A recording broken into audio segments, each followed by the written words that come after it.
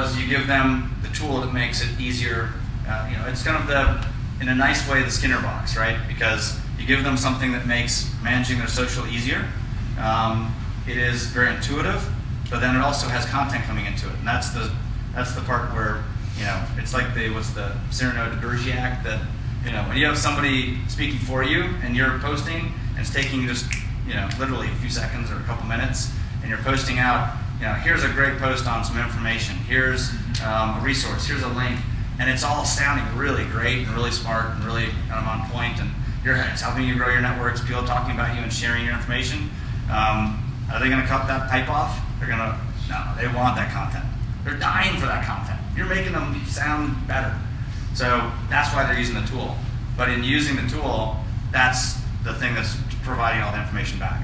So they're posting out to their networks, but then everything that they're saying, posting, who they're connected to, everything about their entire social activity is feeding back in. So that's how you get all the reporting, and that's what you're tracking.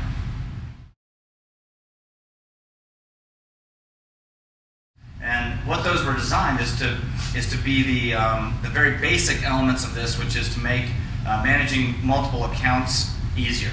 So if you might have had 2 different Facebook accounts, you have a Twitter account, you have a Google Plus account.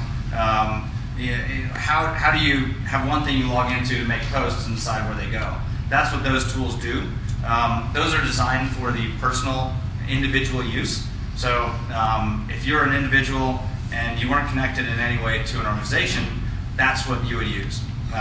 They are either free or pretty inexpensive.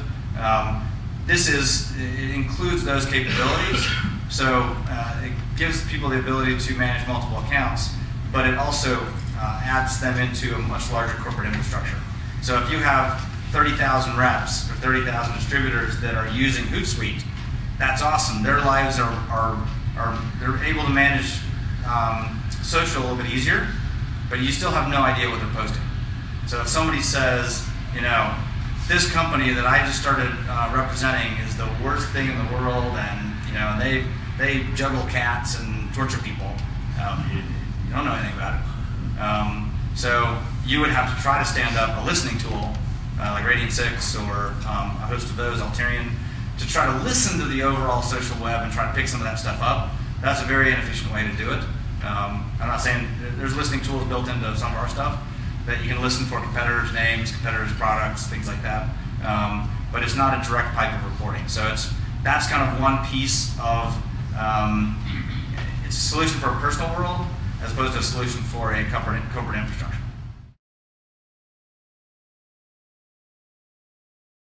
Well, first of all, you'd know it. Second of all, there's 2 sides to it. There is content that you control, and there's content that they produce independently. And you have the ability to dial up or down what they're allowed to do. So in industries that are very highly regulated, they might not let anybody post their own stuff. They can only post the corporate content that's coming to them. But there are multiple ways that when a post comes into their tool, they can edit it, they can add their own little spin. You can have it go through filters before it posts to make sure it doesn't have bad language. It doesn't have some of the kind of grouping of words that you don't want. But then it's also monitoring everything on the back side, so that if you heard a distributor that said, we're juggling cats, you would see it, you'd be able to respond to that. A, respond to the person directly, but then B, be in that conversation to say, no, we were juggling pictures of cats, and we know that was in bad taste, but we didn't have bad intent, whatever. So it's all about diffusing the situation. What we've seen over and over and over in the social world is that what sets the world on fire, what causes huge problems, is not responding. When somebody tweets that I had an awful experience, and there's no response, that's when things get crazy. If you respond and say, I'm very sorry, let's connect directly and I'll hear your story, and it was the story about the guy with his guitar at United Airlines. I don't know if you've ever heard that one. Yes. And that's where we get into more of what I would call a listening technology. So built into the platform, we actually partner with that for that side of it. And there's a lot of advancement being done in that area. It went from tools that were only searching for keywords that you put into searches. So you might say, I'm going to search for the name of my products, the name of my company, the name of my competitors, but it was all keyword searches. Now some of the tools that are not available on the market yet are searching sentiment, searching what's the meaning that's coming out of conversations. But overall, they search the forums. Unless they're behind a login, you'll see, and actually I might have, I can show you a dashboard that shows that, but it searches all of those kind of different things. See if people are making comments on forums, if they're making posts on blogs, it'll pick up all of that. Yeah, absolutely. And if somebody has a social account and they may have as their connections their downline, their internal group, or their sidelines or uplines, and how are you communicating the right thing to the right crowd? And is there a better way to segment that can be more specific? I'll even go a step further and say the same challenge is inherent in the content development as well. So in a perfect world, what you would really like is them to have a different megaphone, a different channel, a different account for recruitment, a different account for product sales, different account for downline communication, and a way to focus content, because you guys know what works and what doesn't. If you got to have a novice that's going to go in there and, say crazy stuff, have a way to segment that. And our approach to that was by making the account creation very easy, so they can manage, so they could have, we have clients that have 1,200 social channels, social accounts. They have to manage many, many different products and services and focuses. But if somebody can have multiple accounts, and then you can provide different channels of content and say, this is appropriate for attracting people to the business. And we're going to keep that entirely separate from this, which is appropriate for maybe driving meetings or driving sales. So absolutely, there are structures now that can support that. It's critical. What he's referring to is we're all familiar with Facebook, and that's a community. It's a group of people on a platform. But what's really exciting and what's really valuable right now are the way people are organizing within private communities. So you're creating your own little world. It's like a private Facebook, even though Facebook will never ever make it private.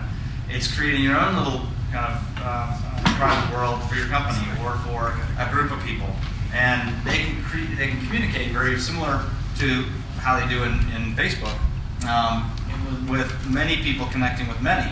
But the question comes up all the time, and I've answered this and been in conversations for the last 5 years. Well, why don't we just use Facebook? Why don't we just use Facebook for that? And there are some really, really good reasons to not do that. Facebook is open to the entire world. If there are any conversations that are proprietary, that are private, that are sensitive, you don't want those open in the world.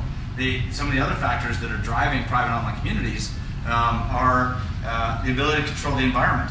And we had clients who staked their entire strategy on using the Facebook group structure, and they thought that was private. And then Facebook changed it. I mean, how many people really liked the way their corporate page was designed, and then Timeline came out and said, guess what, I'm here, deal with it. I mean, you would like to have a little more control if it's your actual asset. So the ability to control those environments. And then a third, which is really important, is who owns the data. If Facebook owns the data, period, you may have your name on it, but they own everything that's on there. You don't want that either. So private communities are an incredible solution, and we've seen the overall trend was people gravitating towards the large networks.